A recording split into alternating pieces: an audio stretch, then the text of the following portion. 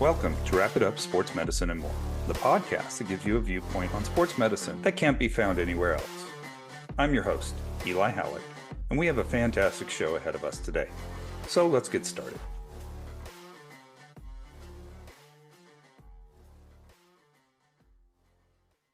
Welcome to Wrap It Up Sports Medicine and More. Today, we'd like to invite an old friend back to the microphone, someone we haven't seen too much in the last, 10 years. And when I saw him earlier, I kind of got nervous. Not used to that big long beard yet and the long hair. It's been a while, although we did connect earlier in the year for lunch, which was awesome.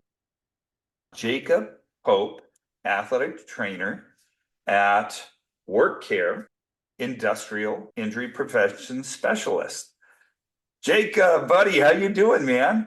I'm good, Eli. How you been? It's been a long time, man. It has been. So we go back a little ways. You were an intern at Cal State University, Northridge. We'll throw Northridge out there again. I am officially old, I think, you know. Well, no, not till you get this gray hair. You're good. Everything looks Okay. nice and colored. You're all good there. Fair So enough. you've had a very interesting career in athletic training. Remember you well. We had a lot of fun while you were an intern at St. Francis, taking care of all the athletes there. And since then, you've moved on. You're a certified athletic trainer. I presume, did you get licensed while in Colorado? I was licensed in Illinois when I was living there for a couple of years, and then Colorado has just registration, so I was registered in Colorado, but that was it. I'm still jealous either way. Well, why don't you tell us a little bit about your background, where you're from, educationally, and what you've been doing the last few years before you got into the industrial setting? Yeah, absolutely. Born and raised in Southern California, did my undergrad at Cal State Northridge. Kind of knew I wanted to get into sports medicine actually when I was a freshman in high school. The joke I like to tell was when I was a freshman, I could either take a sports medicine class or physics. And at 14, physics sounded pretty terrible. That's pretty much a no-brainer for me too. Yeah, at any time. So I took it and just kind of fell in love and decided that's what I wanted to do.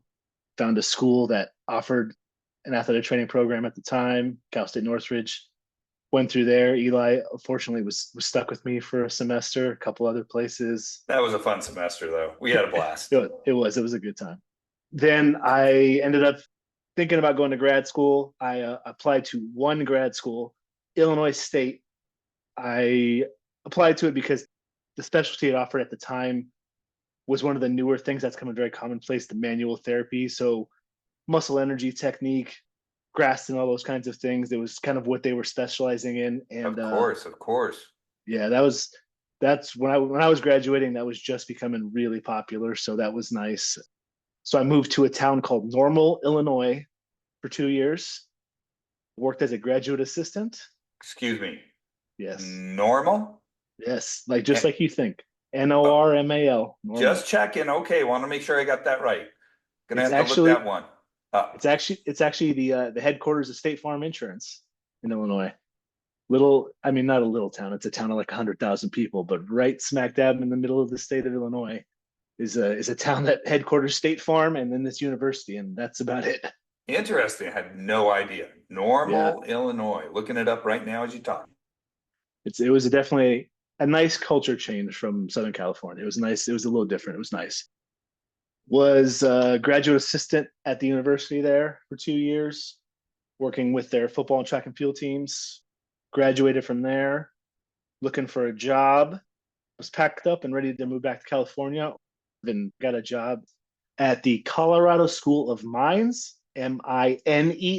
I love Like this, that one. I love the name of that place, and it's in a beautiful, beautiful location. The city of, Golden, Colorado. and it's well known for something other than mines. It's got a nice little river that runs down to this big building called Coors Brewing. If you are over the age of 21 and you enjoy adult beverage, that's located right in Golden. That's what it's well known for. Of course. Worked there for 12 years, actually. 10 years as an assistant. Was lucky enough for 11 of those 12 years, I was in charge of football and then worked some other sports.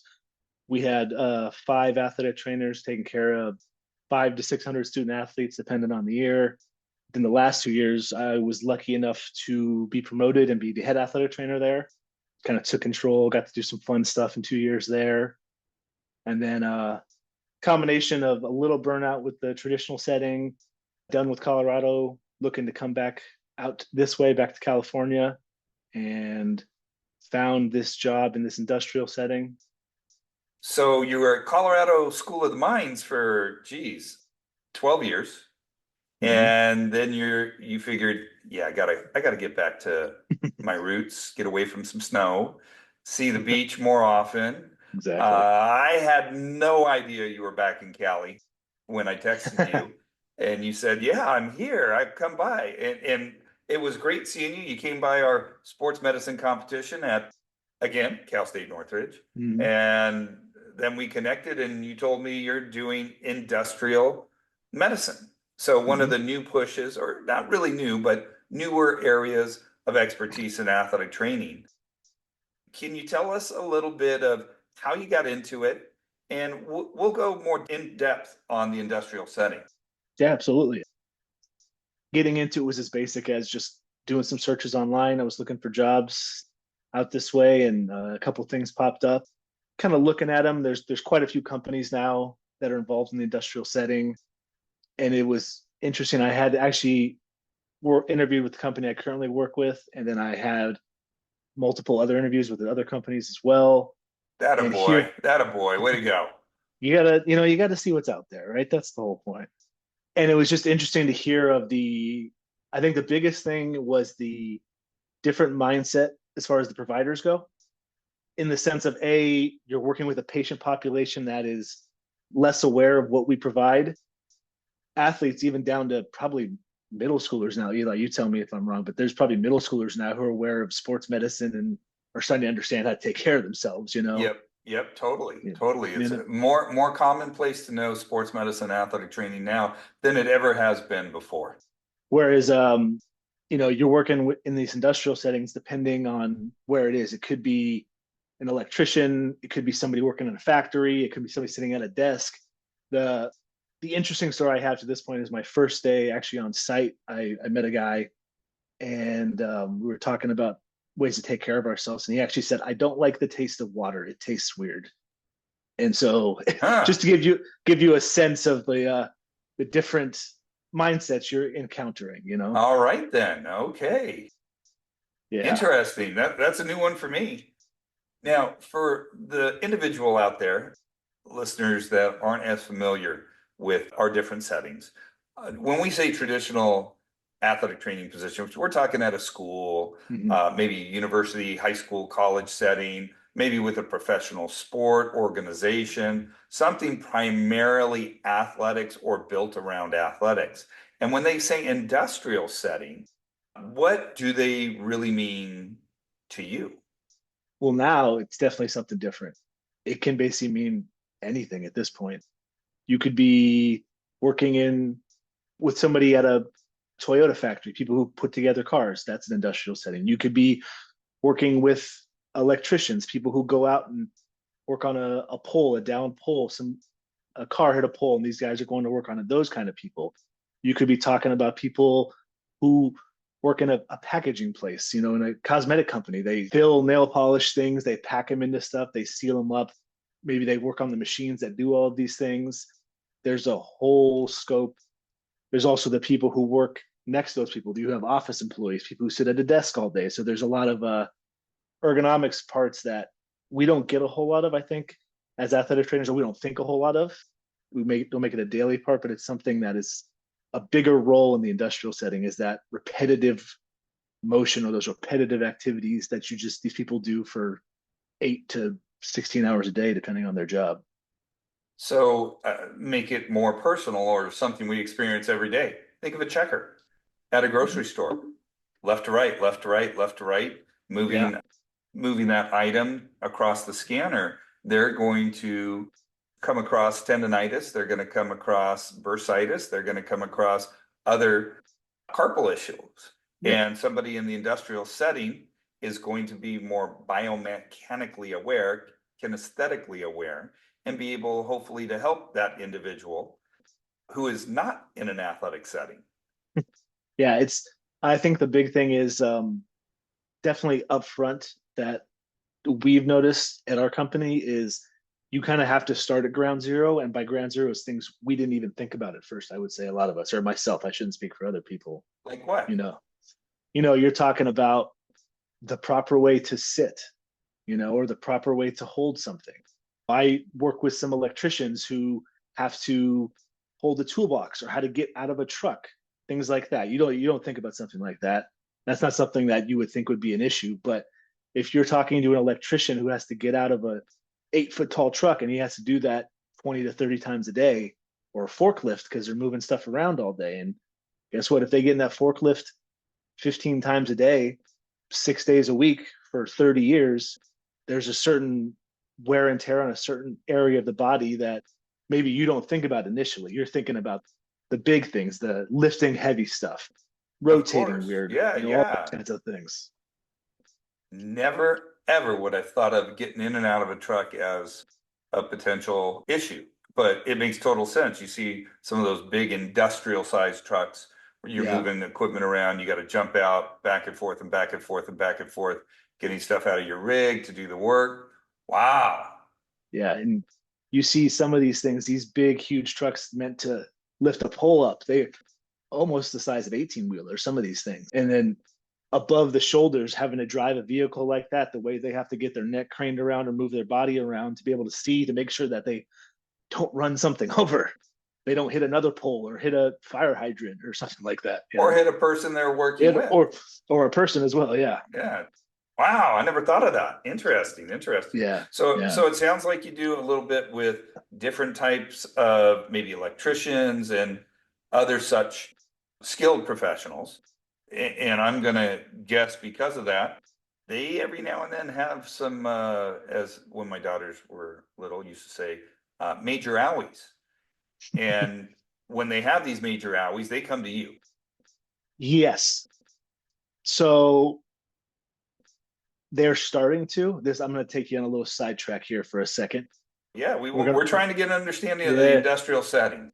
we're going to go on a little adventure, I guess you would say, is when you work with a lot of people in these industrial settings, they're very wary of A, new programs or new things, and B, things where they have to, what they would say is admit a problem. Because you have a lot of people in these jobs who think that they could lose their job very quickly. It's a very good, big concern about something like that. I would say most time unfounded. Like it's not like a company's looking to let quality employees go, but there is a concern that coming to somebody and saying, "Hey, my elbow hurts, or my shoulder hurts, or my neck is sore," there's going to be some documentation, and then there's going to be some issues and some reporting type things. So, I think again, like I said, going to that baseline is building a level of trust with these people that, hey, I'm here to help. I'm here to understand you. Let me learn about you as a person. What do you like to do? So I think that's the biggest thing. Step one, if you talk to any industrial injury prevention specialists, like we call ourselves, the first couple months is almost boring as an athletic trainer because you're used to doing 1,000 things a minute. And definitely up front, the big thing is showing these people that I'm not, I'm not here to get anybody in trouble. I'm here to understand you and get to know you and connect with you. And then once that happens, you get to learn about this stuff. And then you get to see these bigger things like you'll hear, somebody got a truck rolled over them, a tire rolled over something, or Ouch. yeah, or a weighted thing fell on somebody, right? Unfortunately for us, our scope is a little more narrow than it is in athletic training now. We're really guided by OSHA and first aid stuff is kind of what we have to live by. Got it. Yeah. So if I would, let's say I were working with a guy on site and something were to happen and I saw it or I was available immediately when it came over, they could come talk to me. Hey, this thing happened. I fell and tripped on something. I fell and tripped into a ditch and boom, I fell and hurt myself. What's going on?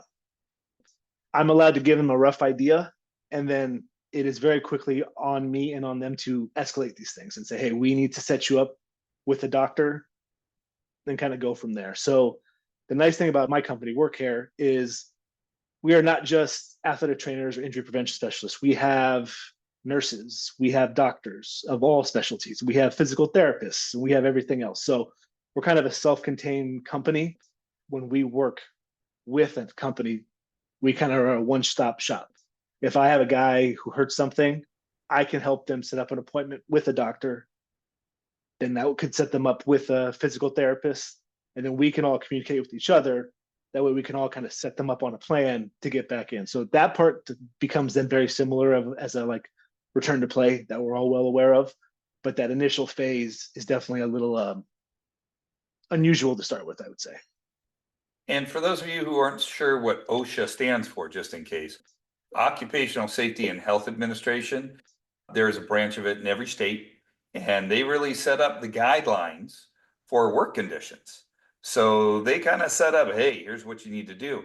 And in your situation, it really sounds like you're the front line healthcare provider taking care of that injury that occurs. Maybe it's a chronic injury, maybe it's an acute injury, and then you make the decision of which direction to go to, whether it stays in-house, whether it advances, as you say, pass it on, refer up, or I would describe it more as giving them options, because in this sense, they're either workers' comp things get involved or insurance things get involved. So it's and then it my becomes a first whole new animal. Yeah, becomes a definitely. whole ball of wax in that sense. But I would say it's like an option. It's like, hey, here are the three things that we could do.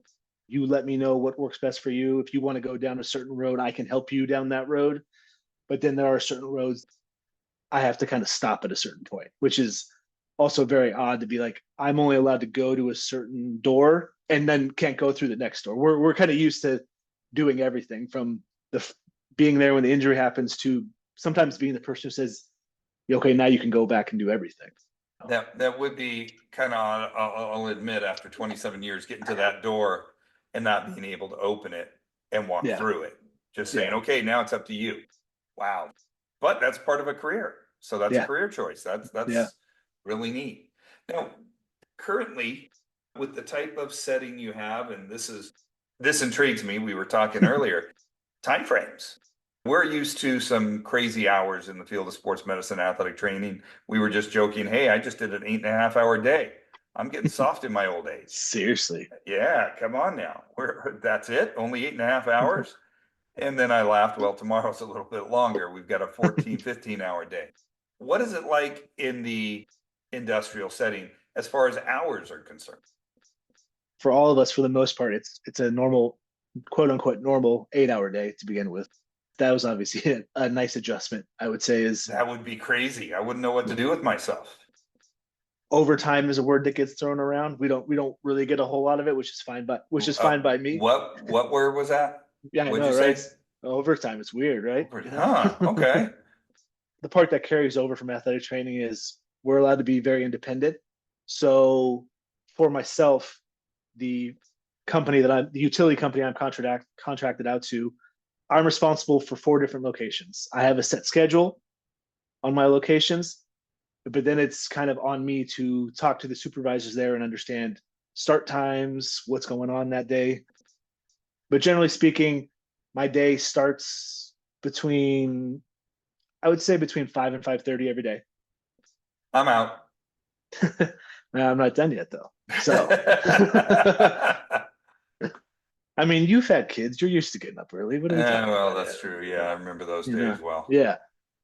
These guys start early. They want to get their days going early. So basically, and some of this will sound very familiar to a practice schedule, probably for a lot of the athletic trainers listening, is we'll show up for something called a tailboard, which is a morning meeting wherever you're going to with the crew. You come into the office. Hey, I'm here if anybody needs anything. You might do some maintenance work on some guys.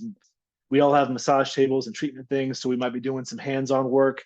We might be doing a group stretch or a group warm-up with them. Every crew's different. Some groups love them. Some groups, they'll look at you like you have a third eye if you ask them to stand up and do a warm-up together. So, and then it's a lot of times it's you sitting listening to what's going on that day. The supervisor will kind of walk through the day, say these are the projects that are going on, depending on the size of the crews, because there are different locations. Some people will have a crew of, I would say, 5 to 7 people in an area. And there's some bigger yards and things that have upwards of 50 people in an area. And then what's nice for us is we speak to the supervisor, and more often than not, we're able to go out on site and observe them working. They'll kind of tell us, hey, we're going to this area to do stuff, or we're going to a station to do some stuff. And we'll go watch them work. And that's a combination of the ergonomics part, like I talked about before. So watching body mechanics, understanding what they're doing, so that somebody might come and say, hey, I was switching, not like doing a light switch. That's a utility conversation. I was switching something and my back started hurting. Now, to avoid asking 10 dumb questions about what switching is, if I have seen it before, I know what it is, I can kind of skip that step. But then also, so that way you can see those ergonomics, and maybe once you're comfortable with them, say, hey, have you thought about doing it this way? Or why do we do it like this? Like asking those questions once they're comfortable with you. But then also, I would say most athletic trainers, when you go to practice, there's a lot of downtime to talk to people. And I think that's when they're most comfortable talking to us, is when they're not in an office, maybe not around their boss, and they just, conversations become more casual. I don't know about you, but even when I was an athletic trainer, that's when athletes will talk to you sometimes, is when you're just standing there on a Tuesday afternoon at practice and Yep. there's not much going on. So Yep. you get that, and then there's documentation at the end of the day. We document any of those interactions, so that that morning work, maybe you talk to them about some stuff that's going on. We document that stuff, which is a combination of, for my purposes, to refer back to. But then if there are some work related injuries that happen that day for the company that I am contracted out to, they'll know what's going on just so they're aware of it. And then that's the day. I'll be done 5:30 to 2. I guess if I do my math, 8.5 hour day with a half an hour lunch, and then we repeat it the next day. You go home, you don't worry about phone calls, you don't worry about getting a call to a Nope. coach, you don't worry about dealing with a parent, you don't worry about post-op, you don't worry, you just go home. Shut the phone off. I actually, some of my colleagues and my boss, when I first started, I would clock out, and I have a work phone and a personal phone now. And just instinctively, I would look at my work phone, and there'd be messages when I was off the clock, and I would respond to a few of them. And my boss was like, hey, man, you got to knock that off. You're not getting paid right now. What are you doing? You're like, but that's what I do. That's my gig. Yeah. That's my job. Yeah. And it's just so ingrained in myself. And I would assume any athletic trainer that you're just available. And so it's been nice. That is the really good thing about my company, Work Care, is they really want to take care of the provider, because they think that a provider who has a good mindset and is taking care of themselves can provide that much more for their industrial athletes. It can be more available to them in that sense. Definitely. You can only give so much of yourself, and if you're not available, you can't help. So I get that. I get that. I've learned more in my old age than my younger age, that's for sure. Oh yeah, it happens to all of us. You were saying something about ergonomics and in the workplace and really assisting there. And Mhm. I know that's become a pretty big thing in the setting, is helping people with ergonomics. Now, are you able to do that with any of your employees and assist them in the ergonomic analysis and changing of their ergonomics to help them with their job? Yeah, I have my CEAS, so corrective exercise. I took those courses, so I have that stuff. That's a Um, certification for those of you who don't certif- know. and so that is a big part, and that's something I don't know about yourself, but even when I was working as an athletic trainer, I used to do, especially for your overuse athletes, your swimmers were really the biggest one for me. Is I would tell they'd come in complaining about chest tightness, and I was like, you know what, I could work on a swimmer for 7 hours a day, but you're gonna walk out of here and jump in the pool and have this bad posture. And it's like one of those things that even on a basic level, even if you're somebody who doesn't take a course in ergonomics, you understand the basics. And Oh, working on yes. working on something, the big one I like to say to anybody I talk to now is, see what your car seat feels like. I guarantee you have some sort of lean on your car seat. Somebody does, where you're leaning back, it forces that hand forward and it forces that neck in a forward neck position, which is kind of everything we do is in front of us. Everything we do in our life, whether it's a computer screen, a phone, driving. And so I like to tell them all the time is let's just start with something like that. Like let's lift that seat up a little bit. You don't have to be 10 and 2 in it like a grandma or grandpa or anything. You don't have to be right 6 inches from the wheel or anything like that. Now But we're not making fun of any grandmas or grandpas that are listening to this oh show, no, but not at all. Not just at all. saying, just saying. I'm aging into my personality here. I can't wait for it. I'll be honest, something as simple as that. That's with these overuse, a lot of overuse things I see now. It's a lot of shoulder, neck tightness. Maybe people talk about issues breathing because we're talking about rib elevations, that kind of stuff. It's like, you know what? Let's start with something simple because you could give them 100 things to do that would fix them. But guess what? They're not going to do any of them if you do that. Give them one simple thing, ask them to try that. And then hopefully they see some benefit from it. And guess what? They're going to be so excited to come back for the other stuff. And that's how you hopefully will get somebody in theory. The KISS principle, keep it simple, stupid. Anyway, Stupid. yep. The easier it is, the more they'll do it, better chance Exactly. they have of rehabilitation. So Yes. true. It doesn't matter if you're at the high school level, the college level, pro level, or industrial. No doubt about it. 100%. Elevate your knowledge, ignite your curiosity, and compete with the best minds at events hosted by the American Academic Competition Institute. AACI's sports medicine competitions feature practical exercises, challenging quizzes, specialty tests, and keynote speakers that foster knowledge and social engagement in healthcare and sports medicine.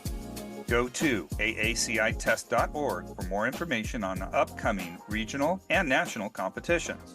Sign up for the ultimate intellectual showdown. You're in this role now for what, 8 months, 9 months? June was a year, so almost a year and a half. Wow, that's gone by really fast. Yeah. I presume part of this, you also have a role maybe in promoting safety in the workplace? Yes, absolutely. So how do you do that? with our contracted out company, in addition to that daily schedule, what we also do is once a month, we give presentations on things. Now, that could be body mechanics things. So we could be talking about maybe specific joint things like knees or feet or shoulders or necks. And it could be health things.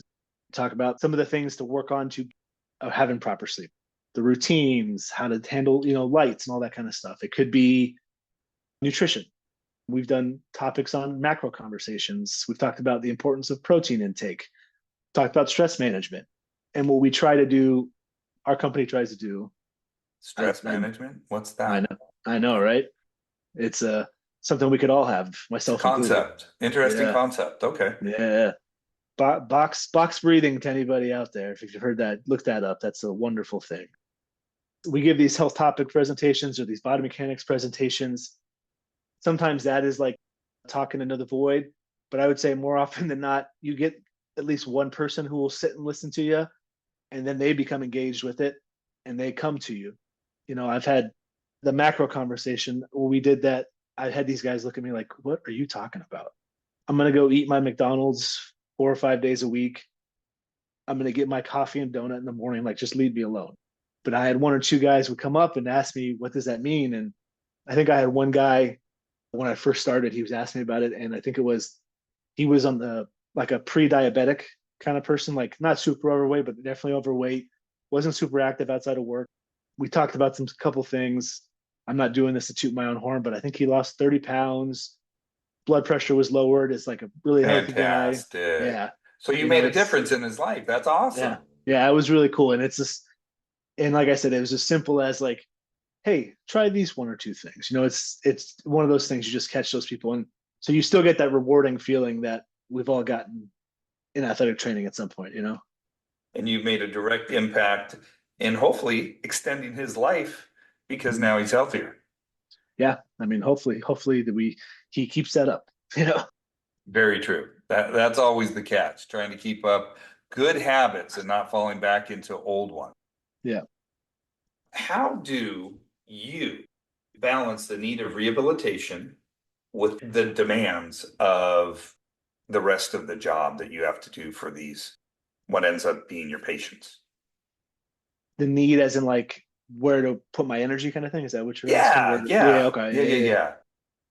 I would say the ergonomics, those kind of things, probably where's where we're going to lean most of the time, because a lot of times when we first start with these places, they hear, "Oh, this is the we have an introduction," but they're half listening. But then they come in and like, "Oh, this is the guy who stretches us," and then they find out that we have a massage table and like, "Oh, you give massages too?" It's like, okay, let's settle down. Let's settle down. You Yep. know, yeah. And so it's a balance of bringing them in, but also making sure they leave with something whenever they talk to us. I guess what I'd like to do in theory is the guy comes in and says, my neck's tight all the time because of whatever. Okay, sure, I'll take 3, 4, 5 minutes and I'll poke around and we'll do some stretching. And but as we're doing that, I'm going to talk to you about, hey, where's your seat at when you're driving? How are you laying down in bed? How old is your bed? How old are your pillows? I'm going to bring these questions up to them.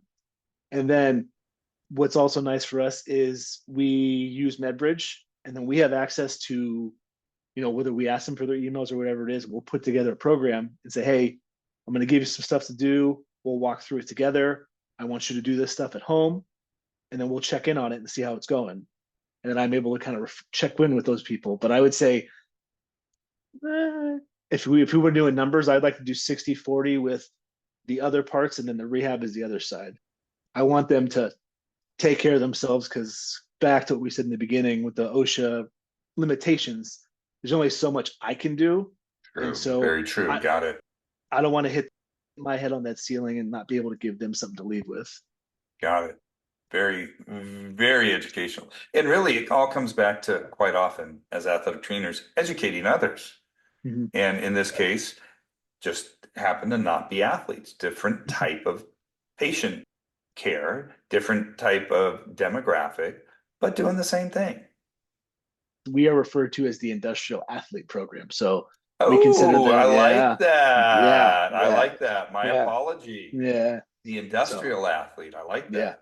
yeah, that's kind of the way we like to present it to them is that you are an athlete. If you see these guys having to pull a 30-pound cable through a trench 100 yards, whew, no thank you. So I did have a former student for a while who was, and I forget the actual terms. He Mm-hmm. was, it's almost like a volunteership where you're being trained to become something It's in an the apprentice, industry. An like apprentice, an. thank you very Mm-hmm. much. I'm old. I'll call it a senior moment. There you go. And he was doing it and working it, and you had to do this for a couple of years till you Mm-hmm. could actually get a paid job. And Okay. I sat there going, oh my God. And he would call me all the time. Hey, Mr. Hallak, I need some help. Hey, Coach Hallak. Hey, athletic trainer Hallak, whatever you want to call me. I did this, I did this. And some of the stuff he would do. And his goal, his ultimate goal, and I'm sure you've come across these people, is to be one of those guys that hang down at the bottom of a wire Mm-hmm. that gets lifted by the helicopter Oh yeah, up to I've those seen. gigantic Mm-hmm. and take care of, whatever, 1.1 gigawatts or whatever it I've is. I've seen those helicopters. It's pretty wild. Yeah, Yeah. And that was his ultimate goal was to get up there and work on those towers. yeah, And some of the stuff that would happen and he would come in for treatment. I mean, athletes, that's an understatement. yeah. I mean, you're talking linebackers, you're talking point guards, you're talking any athlete would work their butt off trying to take those positions. Exactly. And the hours sometimes these guys put in are wild. So you look at, when they have the fires, like we had those fires out in San Bernardino a Oh couple weeks yeah, ago. It's yeah, like, just yeah, right. depending on your location or people need help doing something there, you have to be available for 24 hours and then you get to take 8 hours off and then you have to be available again. You are available and when you're available, you are working. It's not just helping out. Like there is fire going and we need to make sure people have power and people were able to live and have their lives. And so this is not a hanging out having a good time. So it is definitely hard work. I respect these guys. They work very hard. They grind very hard. They grind a lot, and hell, I'm looking around right now. They keep the lights on literally. Exactly. some of the things that they do to make sure that we don't have to think about it. You just flip a switch, from as simple as maybe you and I talked about this before, but even myself, when I go in, I have to wear fire retardant clothing for myself when I'm out with these guys, and they have to wear certain levels depending on how close they get. Because I'm not very close to what they're doing for work wise, but just because I'm within 100 yards, there's certain type of clothes I have to wear and certain type of shoes I have to wear just to be able to observe these guys working. If they're not on top of their game and paying attention, bad things happen. Real quick, I suspect. And you think about that. We joked a second ago about them being athletes, but in reality, an athlete goes for a play or two, a couple minutes max, depending on the Mhm. sport, and then they get a Yeah. break. Mhm. These guys don't get a break. They're pushing their bodies to whatever brink, and they can't stop, or in their case, the stop could be permanent. Yep. There's a lot of dangers. The level of danger is definitely different than in athletics, but that, hey, how have you thought about how to take care of yourself? Like that conversation I've had thousands of times probably at this point in my career. Obviously, a different level now, but these guys are, it's so ingrained, like you said, they get paid now as apprentices. It's not volunteer anymore, but Right, you right, come, right, right. you come in as an apprentice and you are below the ground. You are under the ground. You do, somebody says jump, you say, how high am I going? Just that kind of level of stuff. And you are more days than not, you're happy to do it because it is working towards something. And these guys are just ready to put their heads down and go and just let's go. And it's really amazing to watch. And when they finally get there, and like my former student did out of that apprenticeship, he was ecstatic, having a solid career. It's not like we want the power going out anytime soon, using him as an Yeah. example. So guaranteed gig, physically fit. I mean, he looked better than he did when he was playing football at the college level. So he Yeah. was physically fit and working hard, and my hat's off to him and everybody else in that profession because they mean so much to, well, not just to the state, but to the country and everyone inside of it. Oh yeah, And you get to be absolutely. part of that. That's kind Yeah. of neat. It's cool to get them to finally, we're starting to hit this tipping point, I guess you would say, of them understanding that we are here as like almost like a treat for them. Hey, there's companies that don't have these things. They don't have this resource of someone available to them. We try to make it very clear that we're available in any sense. Here's my email, here's my phone number. I will get back to you as soon as I can for something. Just because I only come in once a week, maybe twice a week, doesn't mean that's the only time you need to see me. We try to make them feel like that they do an important job and we try to make their lives, 10% easier. And I'm sure they appreciate that too. Yeah, I like to think so. Now, over the last year, as you said, a little Mhm. over a year that you've been there, have you seen that, as you said a minute ago, tipping point where they're starting to trust you more and listen to you more and really take to heart what you're saying? Yeah, definitely. Every time we roll out into a new area or a new location, it's always the same question. There's always apprehension. They're worried about when they hear the word documentation, you might as well expect a rock to be thrown at your head, for lack of a better term. It just has to start small. It's definitely a little weird at first. There can be some awkward moments because I can remember going out to watch these guys work at first, and there's a lot of just people kind of looking at you like you're an animal at the zoo a little bit. Sometimes you're like, what is this person doing here? And you just have to, personality wise, you have to be okay with leaning into that, just being like, hey, this is weird, I know, but what's going on? How's everybody's week? Like you have to push through the fog of awkward and let's have some conversations and let's just talk about whatever you want to talk about. You want to talk about baseball, football, you want to talk about going out camping, whatever your thing is. I don't care. Like I'll make conversation about anything just to get you talking. You know Get them comfortable with you so they trust you. exactly. That's the goal up front, and then it just I would say we've all had a story of just one person. It takes one person asking you a question or coming in for something. You do because we are all good at our jobs. You do a good job, and they say like, "Oh, that they actually helped me out. That was really helpful." And then you feel that tension leave the room. The way we describe it, we all like to joke about is you know you've made it with somewhere when they invite you out to lunch. That's Because so true. yeah, So true.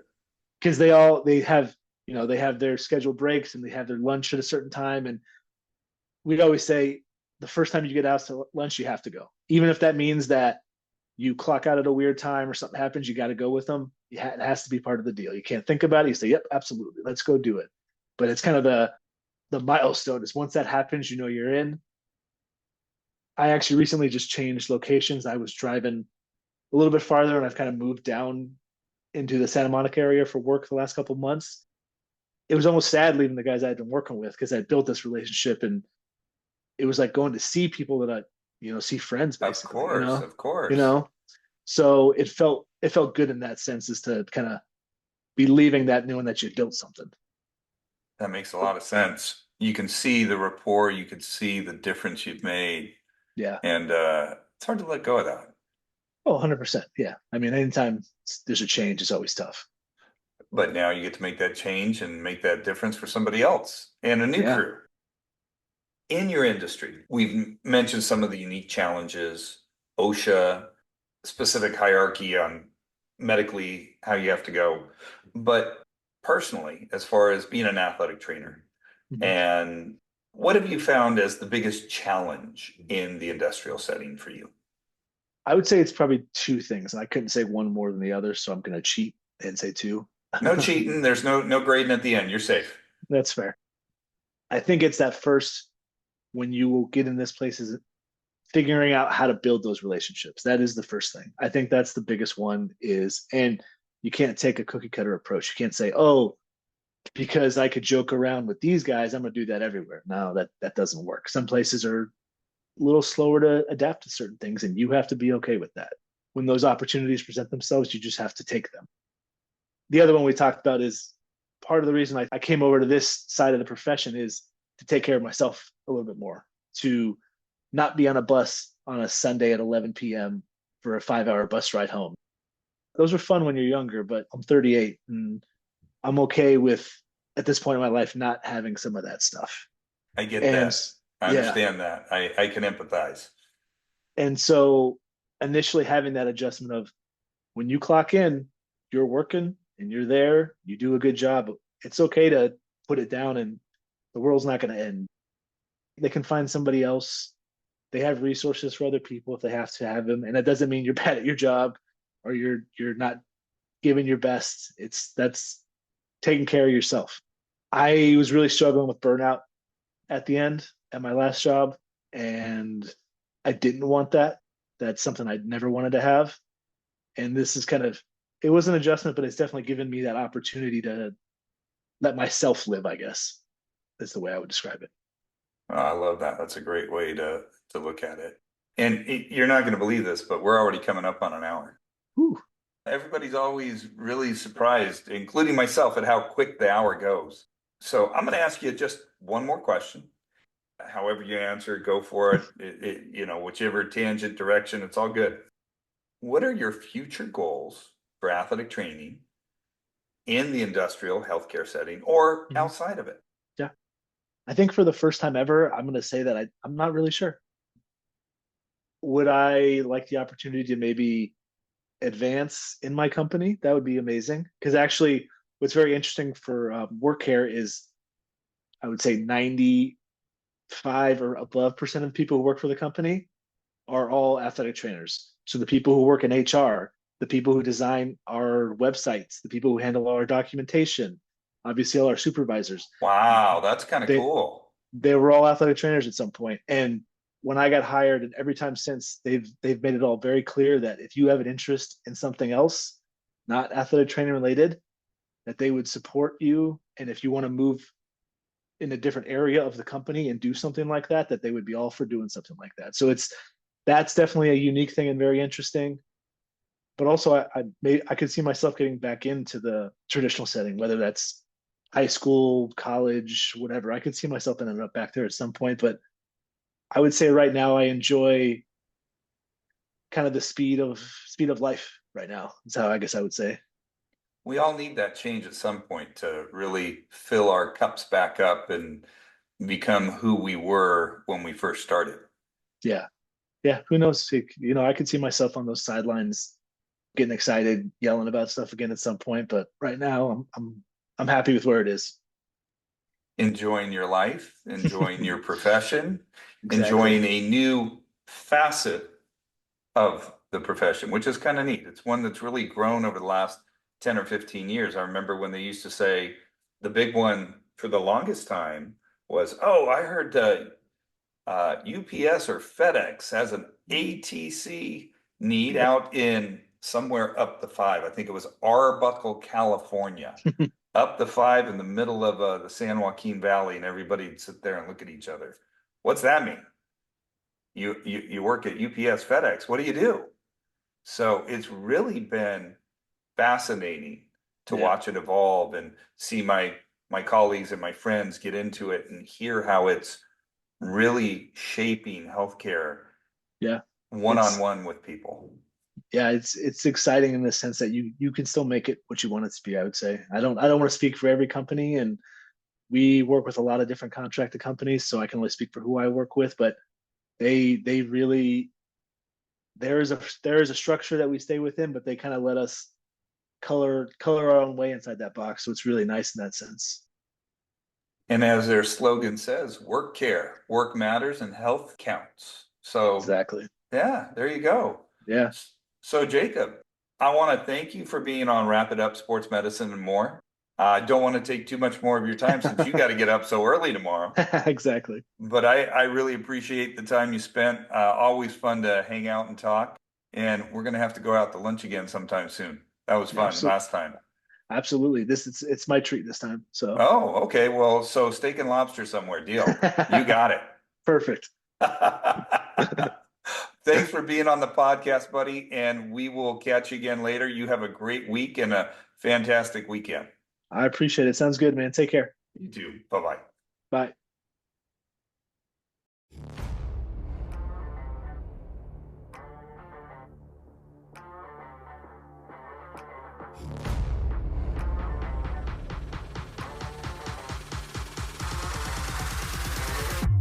We hope you enjoyed this episode. Want to make sure you hear every episode? Remember to like, follow, and subscribe to our podcast. Don't forget to share our podcast with your colleagues, family, and friends. Your support will help more people find and enjoy our content. Wrap It Up Sports Medicine and More is directed by Eli Hallak. It is produced by Gabriel Hallak. Our theme music is by Coma Studios via Pixabay. The views and opinions expressed on this podcast are solely those of the contributors. Want to know more about us? Visit us at wrapituppodcast.com. That's with one P, wrapituppodcast.com. Wrap It Up Sports Medicine and More is a production of Hallak Consulting, LLC.